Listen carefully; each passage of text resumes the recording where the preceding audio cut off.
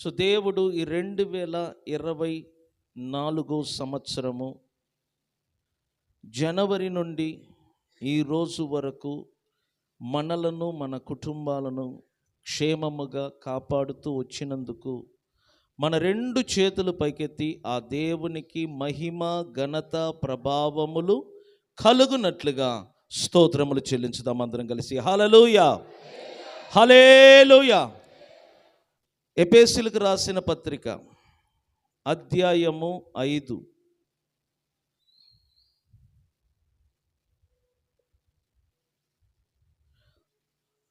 రెండో వాక్యాన్ని చదువుకుందాం. ఎఫెసీయులకు రాసిన పత్రిక అధ్యాయము 5 వాక్య భాగము 2. క్రీస్తు మిమ్మును ప్రేమించి పరిమళ వాసనగా ఉండుటకు మన కొరకు తన్ను తాను దేవునికి అర్పణముగాను బలిగాను అప్పగించుకొనెను. అలాగుననే మీరును ప్రేమ కలిగి నడుచుకొనుడి.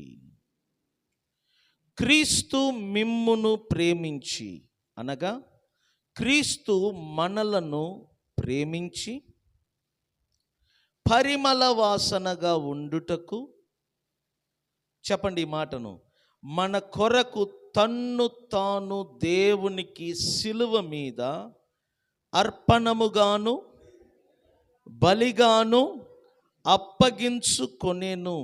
అలాగుననే మీరును ప్రేమ కలిగి నడుచుకొనుడి. ఈ వాక్యమును బట్టి మన 2 చేతులు పైకెత్తి స్తోత్రములు చెల్లించుదాము. హల్లెలూయా, హల్లెలూయా.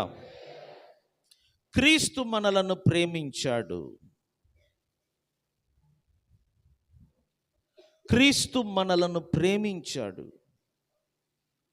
అందుచేత ఆయన మన కొరకు తన్ను తాను దేవునికి అర్పణముగాను బలిగాను సిలువ మీద అప్పగించుకొనెను. అలాగుననే మీరును ప్రేమ కలిగి నడుచుకొనుడి. ప్రేమ కలిగి నడుచుకొనుడి. 27వ వాక్యము 25-27 వరకు. పురుషులారా, మీరును మీ భార్యలను ప్రేమించుడి.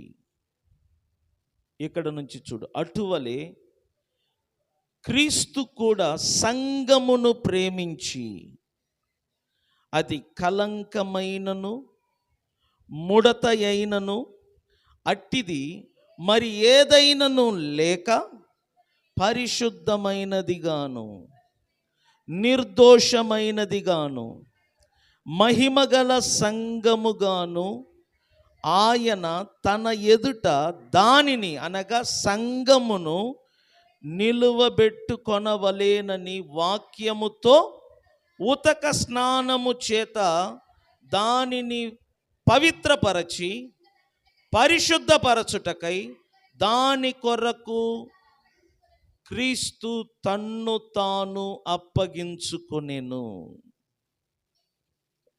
క్రీస్తు ఎందుకు తన్ను తాను అప్పగించుకొనెను? ఎందుకు అంటే సంఘమును పరిశుద్ధమైనదిగాను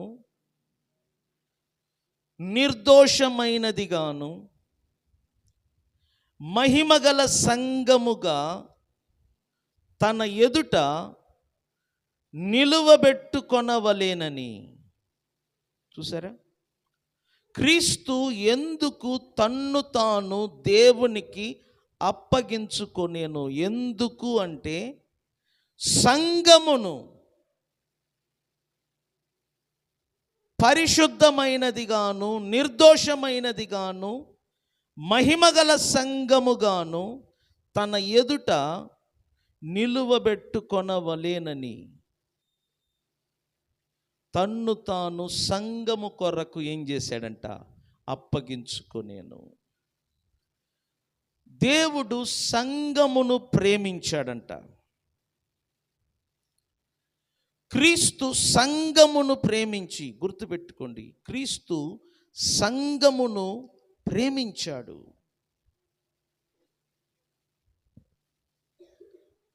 సంఘము అంటే క్రీస్తుకు చాలా ఇష్టం.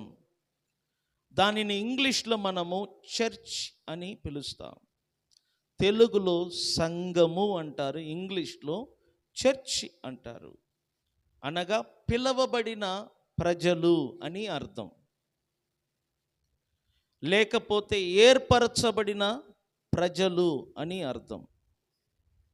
క్రీస్తు కూడా సంఘమును ప్రేమించి, క్రీస్తు ఎలాగా సంఘమును ప్రేమించాడో మనము కూడా సంఘమును ప్రేమించాలి. క్రీస్తు కూడా ఎలాగ సంఘమును ప్రేమించాడో విశ్వాసులు కూడా సంఘమును ఏం చెయ్యాలా? ప్రేమించాలా. ఎందుకు అంటే సంఘము కొరకు క్రీస్తు తన రక్తమును ధారపోశాడు. క్రీస్తు తన రక్తమును సంఘము కొరకు ధారపోశాడు. తన రక్తము చేత క్రీస్తు సంఘమును వెలపెట్టి కొన్నాడు. చాలామందికి చర్చ్ అంటే ఇష్టం ఉండదు.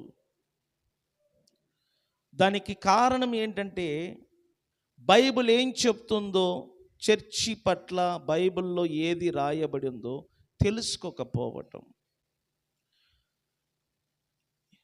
ఈ సృష్టిలోనే ఈ రోజుల్లో చర్చి చాలా ఇంపార్టెంట్. నేను చెప్తున్నాను, చర్చిని క్రీస్తు ప్రేమించాడు, సంఘమును క్రీస్తు ప్రేమించాడు. ఈ సంఘమును వెలపెట్టి కొనుటకు ఆయన తన రక్తమును సిలువ మీద ధారపోశాడు. మీరు బైబిల్లో చూస్తే మీకు అర్థమవుతుంది. అపోస్తల కార్యము అధ్యాయము 28వ వాక్యము నుంచి నేను చదువుతాను, మీరు చూడండి. దేవుడు తన స్వరక్తమిచ్చి సంపాదించిన తన సంఘము, దేవుడు తన స్వరక్తమిచ్చి సంఘమును సంపాదించాడంట. వాస్తవానికి దేవునికి రక్తము లేదు, ఎందుకంటే ఆయన ఆత్మరూపములో ఉన్నాడు. దేవుడు అనేవాడు ఆత్మస్వరూపి అయి ఉన్నాడు. మనలాంటి శరీరము ఆయనకు లేదు. మరి బైబిల్లో దేవుడు తన స్వరక్తమిచ్చి సంపాదించిన తన సంఘమని ఎందుకు రాయబడి ఉన్నది? ఆ దేవుడు అనే పదము దగ్గర చూడండి, 4 అంకె కనబడుతుంది. దాని అర్థం ఏంటంటే, ఆ దేవుడు అనే పదానికి మూల భాషలో వేరే పదము రాయబడి ఉన్నది. అది మనం తెలుసుకోవటానికి ఆ 4 అనే అంకెను అక్కడ రాశారు. దానిని మీరు క్రింది భాగములో చూడండి. 4 అనే అంకె అక్కడ చూస్తే అనేక ప్రాచీన పత్రములలో ఏమని రాయబడి ఉన్నదంటే ప్రభు అని రాయబడి ఉన్నది. అంటే దేవుడు అనే పదము దగ్గర మనము ప్రభు అనే పదాన్ని కలిపి చదివితే క్లియర్గా అర్థమవుతుంది. ఇప్పుడు చదువుదాం. ప్రభు అనగా ఎవరు? ప్రభు, మన ప్రభువైన యేసు తన రక్తమిచ్చి, యేసు తన రక్తమిచ్చి సంఘమును ఏం చేశాడంట? సంపాదించాడు. సంఘమును యేసు తన స్వరక్తమిచ్చి సంపాదించాడు. మనం చూడండి, ఏదైనా డబ్బు పెట్టి ఒక పొలమును సంపాదించామనుకోండి, ఆ పొలమును వేరొకడు అపహరించుకోవటానికి ప్రయత్నం చేస్తే దానిని కష్టపడి సంపాదించిన వాడు మౌనంగా ఉంటాడా? గొడవ వేసుకుంటాడా? చెప్పండి. గొడవ వేసుకుంటాడు. ఎందుకంటే కష్టపడి సంపాదించిన ఆస్తి. ఎవరు కూడా వారి ఆస్తిని వదులుకోరు. అది సంపాదించటానికి ఎంతో శ్రమ, కష్టము కనబడుతుంది. అదేవిధంగా యేసు తన స్వరక్తమిచ్చి సంఘమును సంపాదించాడు. యేసు తన స్వరక్తమిచ్చి సంఘమును సంపాదించాడు. కాబట్టి బైబిల్ అంటుంది, ఆయన రక్తమిచ్చి సంపాదించిన సంఘమును ప్రేమించాడంట. ఆ సంఘము పరిశుద్ధమైనదిగాను, నిర్దోషమైనదిగాను, మహిమగల సంఘముగా దేవుని ఎదుట నిలబెట్టటానికి క్రీస్తు తన్ను తాను ఆ దేవునికి బలిగా ఏం చేసుకున్నాడు? అప్పగించుకున్నాను. క్రీస్తు తన్ను తాను సంఘము కొరకు అప్పగించుకున్నాడు. ఎందుకు అంటే ఆ సంఘమును క్రీస్తు స్వరక్తమిచ్చి సంపాదించాడు. విశ్వాసులారా, మీరందరూ గ్రహించాలి, సంఘము అనగా యేసు రక్తమిచ్చి సంపాదించినది. ఇది ఎవరో మనుషులు సంపాదించిన సంఘము కాదు. యేసు తన స్వరక్తమిచ్చి సంఘమును సంపాదించాడు. ఆ సంఘమును సంపాదించుటకు ఆయన పడిన శ్రమలు, ఆయన పడిన వేదన, ఆయన పడిన బాధ మీరు తెలుసుకోవాలంటే బైబిల్ను చదవాలి. యేసు సంఘమును సంపాదించుకొనుటకు ఆయన పడిన శ్రమ, కష్టము, వేదన ఎంతో ఉన్నది. అది మీరు సువార్త భాగములను చదివినప్పుడు మీకు అర్థమవుతుంది. సంఘము ఊరికినే జన్మించలేదు. ఆ సంఘము జన్మించటానికి యేసు తన రక్తమును ధారపోశాడు. సంఘము కొరకు ఆయన మరణించాడు. మీకు అర్థం అవ్వాలని ఒక ఉదాహరణ చెప్తున్నాను.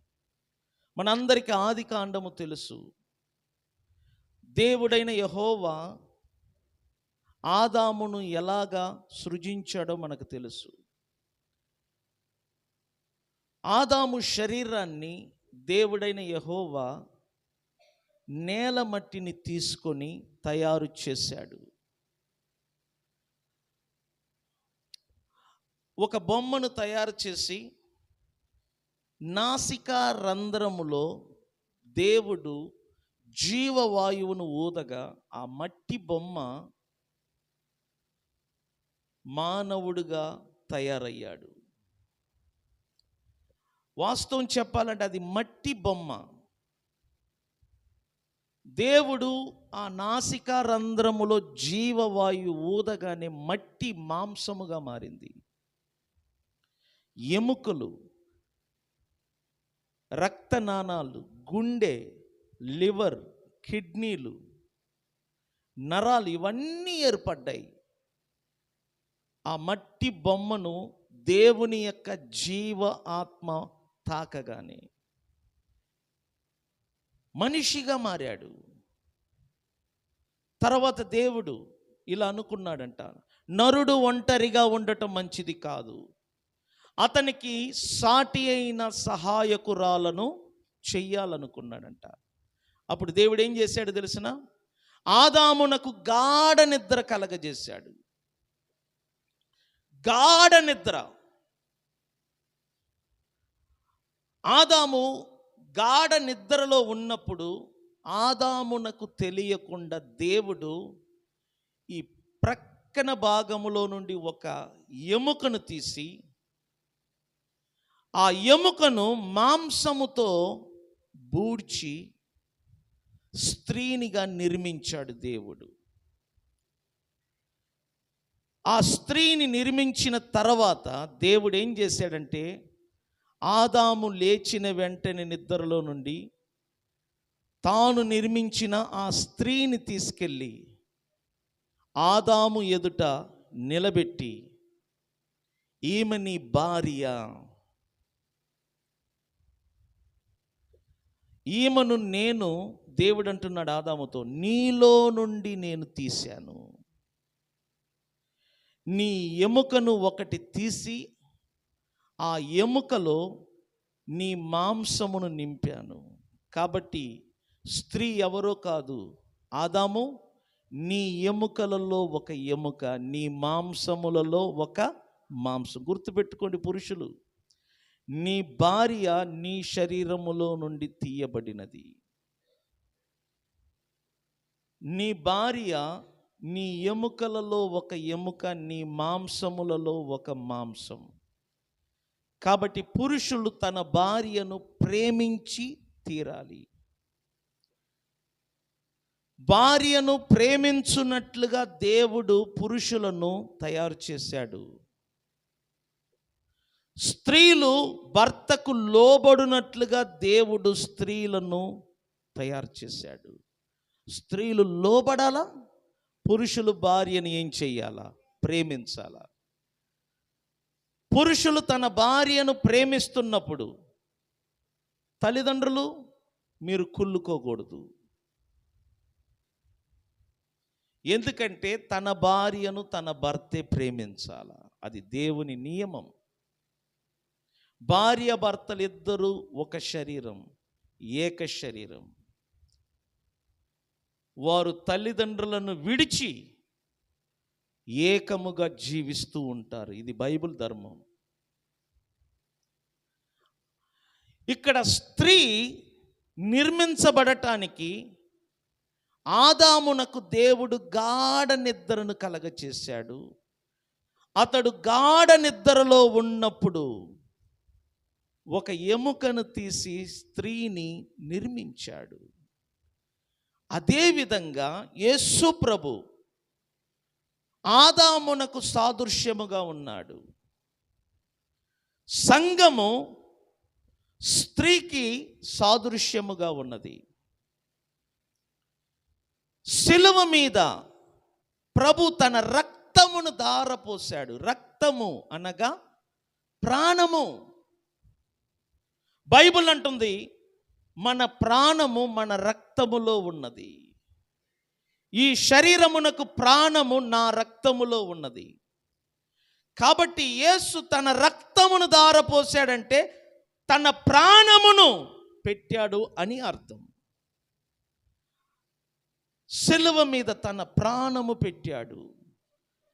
గాఢ నిద్ర అంటే చనిపోయాడు అని అర్థం. ప్రభు శిలువ మీద చనిపోయాడు, ప్రాణం పెట్టాడు. ఎందుకు తెలిసిన? గాఢ నిద్రలో ఉన్నప్పుడు ఆదాములో నుండి స్త్రీను దేవుడు చేసినట్లుగా చనిపోయిన క్రీస్తు ద్వారా దేవుడు సంఘమును తీసుకొని వచ్చాడంట. స్తోత్రం చెప్దామా? సంఘము క్రీస్తులో నుండి తీయబడిన ఒక స్త్రీతో సమానం. కాబట్టి భర్త తన భార్యను ప్రేమించినట్లుగా క్రీస్తు కూడా సంఘమును ఏం చేస్తున్నాడు? ప్రేమిస్తున్నాడు. భార్య భర్తల మధ్య ఏ అనుబంధము ఉన్నదో క్రీస్తుకు సంఘమునకు మధ్య సేమ్ అదే రిలేషన్ అన్నమాట. క్రీస్తు సంఘమును ఎందుకు ప్రేమిస్తున్నాడంటే తనలో నుండి తీయబడిన ఒక భాగము సంఘం. ఆ సంఘము కొరకు తన్ను తాను అప్పగించుకున్నాడు. భర్త భార్యను ప్రేమించాలి, భర్త భార్యను పోషించాలి, భర్త భార్యను సంరక్షించాలి. పోషించాలి, ప్రేమించాలి, సంరక్షించాలి. ఇది భర్త డ్యూటీ, భార్యకు చేయవలసిన డ్యూటీ. అది భార్యను గణపరచాలి. ఇది ఎవరి డ్యూటీ అంట? భర్త డ్యూటీ. భర్త భార్యను ప్రేమించాలి, భర్త భార్యను ఘనపరచాలి, భర్త భార్యను సంరక్షించాలి, భర్త భార్యను పోషించాలి. ఇవి మీకు అర్థం కావాలంటే ఎఫెసీయులకు రాసిన పత్రిక 5వ అధ్యాయము 22 నుంచి మీరు చదివితే మీకు అర్థమవుతుంది సంఘము అనగా ఎంత విలువైనదో. అదేవిధంగా క్రీస్తు సంఘమును ప్రేమిస్తున్నాడు, క్రీస్తు సంఘమును సంరక్షిస్తున్నాడు, క్రీస్తు సంఘమును పోషిస్తున్నాడు. సంఘము క్రీస్తు చేత పోషించబడుతుంది, సంఘము క్రీస్తు వలన సంరక్షించబడుతుంది, సంఘము క్రీస్తు వలన మహిమపరచబడుతుంది, ఘనపరచబడుతుంది, పరిశుద్ధపరచబడుతుంది. సంఘము క్రీస్తు వలన ప్రేమింపబడుతుంది.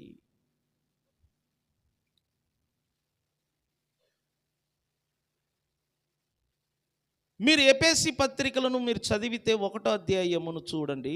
సంఘము క్రీస్తు శరీరమునకు మాదిరిగా ఉన్నది. సంఘము క్రీస్తు యొక్క శరీరముగా పిలువబడుతుంది. 1వ అధ్యాయము 22వ వాక్యము 23వ వాక్యము నేను చదువుతాను చూడండి. మరియు సమస్తమును ఆయన పాదముల క్రింద ఉంచి సమస్తము పైని ఆయనను సంఘమునకు శిరస్సుగా నియమించెను. ఆ సంఘము, చెప్పండి ఈ మాటను, ఆయన శరీరం అంట. సంఘము క్రీస్తు యొక్క శరీరముగా పిలువబడుతుంది. చేతులు పైకెత్తి స్తోత్రం చెప్దామా? మనమందరము ఆ శరీరములో అవయవాలుగా అమర్చబడి ఉన్నాం. నువ్వు నేను క్రీస్తు యొక్క శరీరములో అవయవములుగా అమర్చబడి ఉన్నాం. ఎఫెసీయులకు రాసిన పత్రిక అధ్యాయము 5 30వ వాక్యము నేను చదువుతాను చూడండి. తన శరీరమును ద్వేషించిన వాడు ఎవడును లేడు, కానీ ప్రతి వాడును దానిని పోషించి సంరక్షించుకొనును.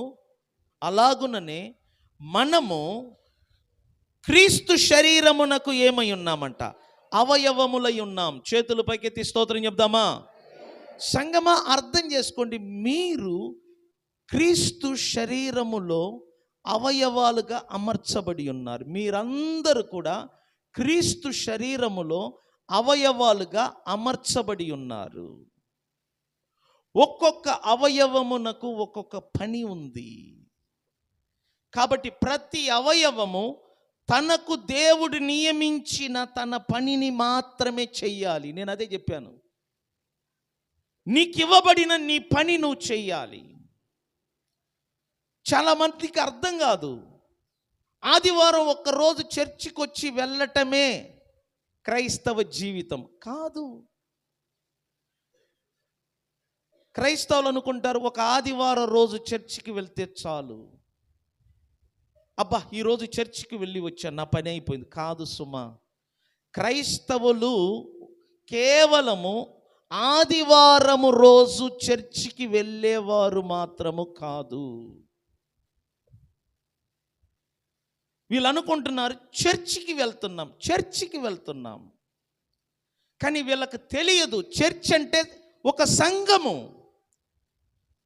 వీళ్ళు ఒక సంఘమునకు వెళ్తున్నారు, వీరు ఒక సంఘమునకు వెళ్తున్నారని వీరు తెలియక అంటున్నారు. అసలు అర్థం ఏంటి తెలిసిన? వీళ్ళే సంఘములో ఒక భాగమై ఉన్నారు. నా మాట అర్థమైందా? నేను సంఘానికి వెళ్ళట్లా, నేను సంఘములో ఒక అవయవం, నేను చర్చిలో ఒక పార్ట్ అన్నమాట. నేను క్రీస్తు శరీరములో ఒక భాగము. అలాంటప్పుడు నేను వెళ్ళటం ఏంటి? నువ్వు క్రీస్తు శరీరములో ఒక అవయవం. నువ్వు ఏ గ్రామములో ఉన్నా క్రీస్తు శరీరము ఆ గ్రామములో ఉన్నట్టు. స్తోత్రం చెప్దామా? నేను చూడండి, బైబిల్ అంటుంది, నేను అనగా నా శరీరం అంట, నన్నే చూడండి, నా శరీరము క్రీస్తు శరీరములో ఒక అవయవం. కాబట్టి నేను నడుస్తున్నప్పుడు, నేను పరిగెత్తుతున్నప్పుడు, నేను ఈ ఊరి నుంచి వేరే ఊరికి వెళ్ళినప్పుడు క్రీస్తు శరీరము నడుస్తుంది, క్రీస్తు శరీరం ప్రయాణం చేస్తుంది, క్రీస్తు శరీరము ఒక ఊరి నుండి మరొక ఊరికి వెళ్తుంది. అంటే నేను వెళ్తున్నానంటే ఎవరు వెళ్తున్నారని అర్థం. ఎందుకంటే నా శరీరము ఆయన శరీరములో ఏమై ఉన్నది? ఒక అవయవం. నువ్వే సంఘముగా ఉన్నావు. నువ్వు చర్చిలో ఒక అవయవం, ఒక పార్ట్ అన్నమాట. స్త్రీలారా నేను చెప్తున్నాను, మీ దేహములు క్రీస్తు శరీరములో ఒక అవయవం. పురుషులారా, మీ దేహములు క్రీస్తు శరీరములో ఒక అవయవం. చాలామంది తెలియక అంటారు, దేవుడు హృదయాన్ని మాత్రం అడిగాడు. పొరపాటు, హృదయాన్ని కాదు. బైబిల్ అంటుంది నీ కంప్లీట్ శరీరం అంట, నీ పరిపూర్ణమైన దేహము క్రీస్తు శరీరములో ఏమై ఉన్నది? ఒక అవయవం. నువ్వు క్రీస్తు శరీరములో ఏ అవయవానికి చెందిన భాగమో నువ్వు తెలుసుకొని నీ పని నువ్వు చెయ్యాలా. ముక్కు తన పని తాను చేస్తుంది, చెవు తన పని తాను చేస్తుంది, చెయ్యి తన పని తాను చేస్తుంది. అలాగనే మనమందరము క్రీస్తు శరీరములో అవయవాలుగా అమర్చబడ్డాం. నీ పని నువ్వు చేయాలి. నువ్వు ఒక ఆరాధనకు వచ్చి పోవటం మాత్రమే కాదు నీ పట్ల దేవుని చిత్తం. నీ పట్ల దేవుని చిత్తం ఏమిటంటే, నీకివ్వబడిన ఆ పని, ఆ బాధ్యతను నువ్వు చెయ్యాలి.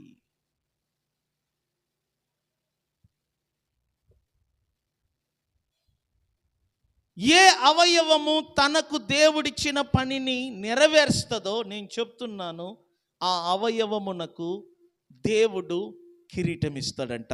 స్తోత్రం చెప్దామా? ప్రతి పనికి ఫలితం ఉంటుంది. ప్రతి పనికి జీతం ఉన్నట్లుగా ప్రతి పనికి దేవుడు ఫలితం ఇస్తాడు. మీరు దేవుణ్ణి ఆరాధించుటకు మాత్రమే కాదు ఇక్కడికి రావటం, మీకు దేవుడిచ్చిన బాధ్యతను, మీకు దేవుడిచ్చిన పనులను మీరు చేయాలి. మీరు అడగవచ్చు, పాస్టర్ గారు నేనేం పని చెయ్యాలా? నా సమాధానం, ఫస్ట్ క్రీస్తు శరీరములో నువ్వు ఏ భాగానికి చెందిన అవయవము నువ్వు గుర్తించు. ఆ భాగానికి చెందిన అవయవమని నీకు ఎప్పుడు అర్థమవుతుందో నువ్వు దాని పని నువ్వు చేస్తావు. నేను ఎన్నోసార్లు చెప్పాను, నేను నోటి భాగమునకు చెందిన వాణ్ణి. నేను దేవుని యొక్క నోటి బోరగా ఉన్నాను, నేను తెలుసుకున్నాను. కాబట్టి నేను మాట్లాడుతున్నాను దేవుడి పక్షముగా, నేను బోధిస్తున్నాను, నేను గద్దిస్తున్నాను, నేను హెచ్చరిక చేస్తున్నాను, నేను ప్రవచనం చెప్తున్నాను. ఎందుకంటే నేను దేవుని నోటి బోరగా ఉన్నాను, నోటి భాగముగా ఉన్నాను. నా పని నేను చేస్తున్నాను. అయితే మీరు క్రీస్తు శరీరములో ఏ భాగమై ఉన్నారో మీరు గుర్తించండి. మీ పనులను బట్టి, మీ క్రియలను బట్టి, మీ టాలెంట్ను బట్టి మీరు గుర్తించి మీకు దేవుడిచ్చిన ఆ పనిలో మీరు నమ్మకంగా పని చేయండి. సంఘము ఎదగాలి అంటే ఆ సంఘములో ఉన్న ప్రతి విశ్వాసి దేవుడు అప్పగించిన తన పనిని తాను చెయ్యాలి. శరీరము ఎదగాలంటే శరీరములో ఉన్న ప్రతి అవయవము కలిసికట్టుగా పని చెయ్యాల. ఎఫెసీయులకు రాసిన పత్రిక 4వ అధ్యాయం. ప్రైజ్ ది లార్డ్, హల్లెలూయా. 15 నేను చదువుతాను, మీరు వినండి. ప్రేమ కలిగి సత్యము చెప్పుచు క్రీస్తు వలె ఉండుటకు మనము అన్ని విషయములలో ఎదుగుదము. సంఘము అన్ని విషయములలో ఎదగాలి. క్రీస్తు యొక్క శరీరము అన్ని విషయములలో ఎదగాలి. క్రీస్తు శరీరము ఎదగాలి, ఆరోగ్యంగా బలముగా ఎదగాలి. క్రీస్తు యొక్క శరీరము, ఆ శరీరమునకు క్రీస్తు శిరసై ఉన్నాడు. 16వ వాక్యం. ఆయన శిరసై ఉన్నాడు అనగా శరీరములలో క్రీస్తు ఏ భాగానికి చెందినవాడు? శిరస్సు అంటే హెడ్ అన్నమాట. సంఘమునకు ఆయన తలగా ఉన్నాడు, శరీరములో ఆయన తలగా ఉన్నాడు. ఆ తల నుండి సర్వ శరీరము అవయవాలుగా చక్కగా ఏమై ఉన్నదంట? అమర్చబడి తనలో ఉన్న ప్రతి అవయవము అనగా శరీరములో ఉన్న ప్రతి అవయవము తన పరిమాణము చొప్పున ఏం చెయ్యాలంట? పని చెయ్యాలి. స్తోత్రం చెప్దామా? ఈరోజు ఆదివారం కదా చర్చికి వెళ్ళొచ్చాను. నేను చెన్నైలో చిన్నప్పటి నుంచి చూశాను, క్రైస్తవులు ఆదివారం రోజు చర్చికి వెళ్ళటమే వాళ్ళ పని అనుకుంటున్నారు. చర్చికి వెళ్తారు, కూర్చుంటారు, నిద్రపోయే వాళ్ళు నిద్రపోతారు, వినేవాళ్ళు వింటారు, కానుకలు వేసేవాళ్ళు కానుకేస్తారు, ప్రార్థన అయిన వెంటనే వెళ్ళిపోతారు. ఇక బైబిల్ మోసుకొని ఇంటికి వెళ్తారు. ఎక్కడికి ఇప్పుడు చర్చికి వస్తున్నాం. ఈరోజు చర్చికి వచ్చాను, ఇక నా పని అయిపోయింది. మళ్ళా వచ్చే ఆదివారం, మళ్ళా అవతల ఆదివారం. అంటే వీళ్ళు ఏమనుకుంటున్నారంటే చర్చికి వెళ్ళి రావటమే విశ్వాసుల పని కాదు. చర్చ్ అంటే ఒక శరీరము. చర్చ్ అంటే ఒక శరీరం. చర్చ్ అంటే ఏంటో నీకు అర్థం కావాలంటే నీ శరీరమును చూడు. నీ శరీరము చర్చితో సమానము. చర్చిని శరీరముతో దేవుడు పోల్చాడు. నువ్వు అద్దం ముందు నిలబడి నీ శరీరాన్ని చూడు. నీ శరీరములో ఎన్ని వందల అవయవాలు ఉన్నాయి, ఎన్ని వందల ఎముకలు ఉన్నాయి, వేలల్లో నరాలు కలిసి ఉంటుందంట. తీగలాగా నరాలు అల్లుకొని ఉంటుందంట. నీ శరీరంలో నీకు తెలియకుండా కనబడకుండా ఎన్నో వందల వేల అవయవాలు కలిసికట్టుగా పని చేయటం వలన నువ్వు నడుస్తున్నావు, నువ్వు తింటున్నావు, నువ్వు నిద్రిస్తున్నావు, నువ్వు రూపాయి సంపాదిస్తున్నావు. ఒకసారి నీ శరీరమును గురించి ఆలోచన చేయి. ఒకసారి నీ శరీరమును అద్దములో చూడు. ఇన్ని వందల అవయవాలు కలిసికట్టుగా పని చేయటం వలన ఈ భూమి మీద నువ్వు బ్రతుకుతున్నావు. నీ శరీరము ఎలాంటిదో దేవుని సంఘము కూడా అలాంటిదే. సంఘం అంటే ఒకటి కాదు. సంఘములో కోట్లల్లో ప్రజలు ఇమిడి ఉన్నారు. క్రీస్తు తన రక్తమిచ్చి ఆయా భాషలు మాట్లాడు వారిని, ఆయా వంశములో ఉన్నవారిని, ఆయా జాతులలో ఉన్నవారిని క్రీస్తు తన రక్తమిచ్చి మనుషులను కొన్నాడు దేవుని కొరకు.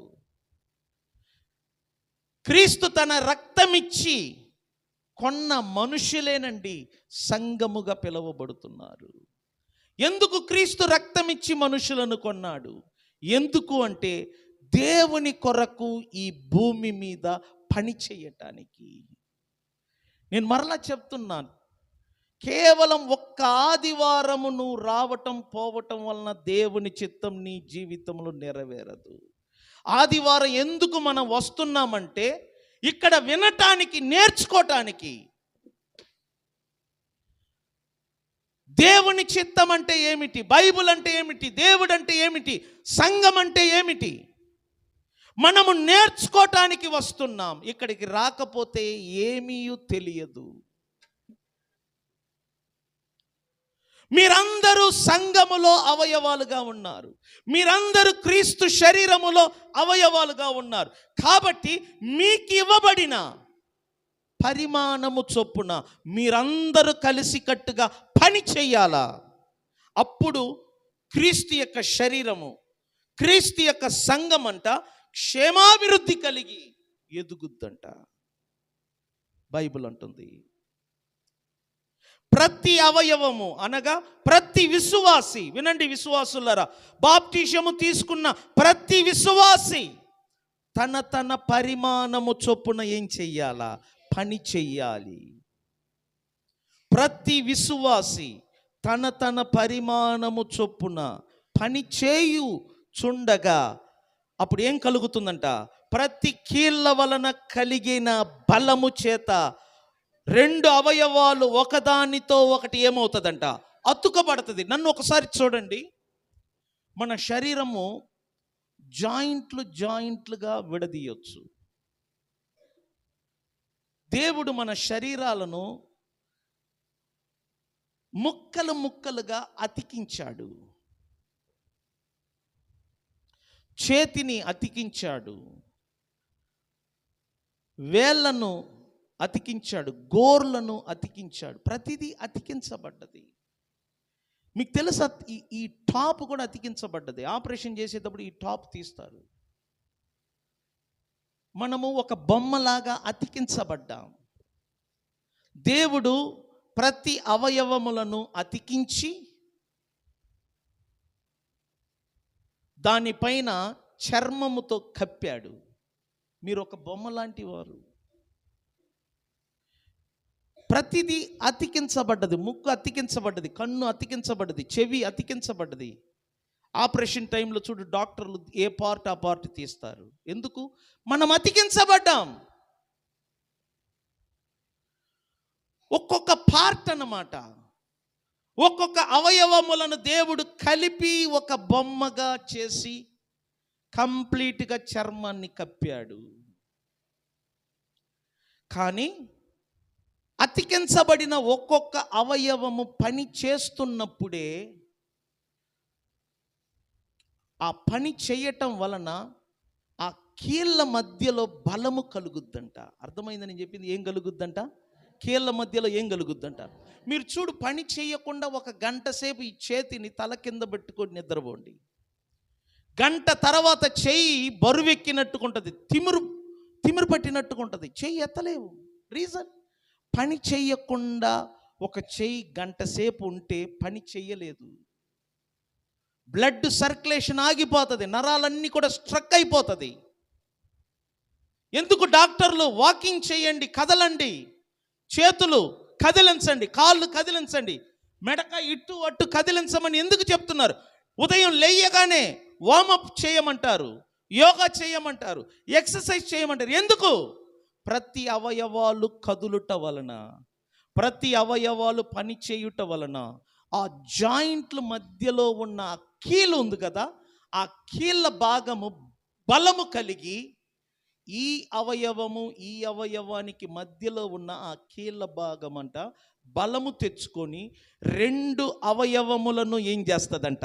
అతికేటట్టు చేస్తుంది. దాని అర్థం ఏంటంటే, ఒక్కొక్క విశ్వాసి పని చేయుట వలన, నన్ను చూడండి, ఒక్కొక్క విశ్వాసి ఒకరితో కలిసి ఒకరు పని చేయుట వలన కీళ్ళ వలన బలము కలిగినట్లుగా ఈ ఇద్దరు విశ్వాసుల మధ్యలో ప్రేమ అనే బలము కలుగుద్ది. ఈ ప్రేమ చేత రెండు విశ్వాసులు ఏమవుతారంట? ఏకమవుతారు. అంటే సంఘములో విశ్వాసుల మధ్య ఐక్యత పెరుగుద్ది కలిసి పని చేసినప్పుడు. ప్రేమ మధ్యలో రావాలంటే, ప్రేమ ఇద్దరు విశ్వాసుల మధ్యలో పెరగాలంటే ఇద్దరు విశ్వాసులు కలిసి ఏం చెయ్యాలంట? పని చెయ్యాలా. నేను దూరంగా ఉంటాను, నేను ఆ దూరంగా, నేను ఈ క్యాస్ట్, నేను ఆ కులం, కుదరదు. దయచేసి ఆ మైండ్ సెట్ ఉంటే బోలుడు చర్చిలు ఉన్నాయి, మీరు ఆడికి వెళ్ళిపోండి. నేను బైబిల్ ప్రకారంగా చెప్పాలనుకుంటున్నాను. నాకు బైబిల్లో ఎటువంటి సంఘమును దేవుడు కోరాడో అటువంటి సంఘమును నేను ఇక్కడ కోరుతున్నాను. ప్రతి అవయవాలు తోటి అవయవముతో కలిసి ఏం చెయ్యాలా? పని చెయ్యాలా. కొంతమందికి ఈ జబ్బు ఉంది, నేను ఒక్కడనే చెయ్యాలా. కుదరదు. నువ్వు ఒక్కడి చేయటానికి కాదు దేవుడు సంఘమును పెట్టింది, అందరితో కలిసి మనం ఏం చెయ్యాలంట? పని చెయ్యాలా. మీరు బైబిల్ చదువు, బైబిల్ ఏమంటుంది? ప్రతి అవయవము తన తన పరిమాణము చొప్పున పని చేయుచుండగా ప్రతి కీళ్ళ వలన కలిగిన బలము చేత ఒక అవయవము మరొక అవయవముతో ఏమవుతుందంట? అతుకబడి ప్రేమయందు, దేనియందు?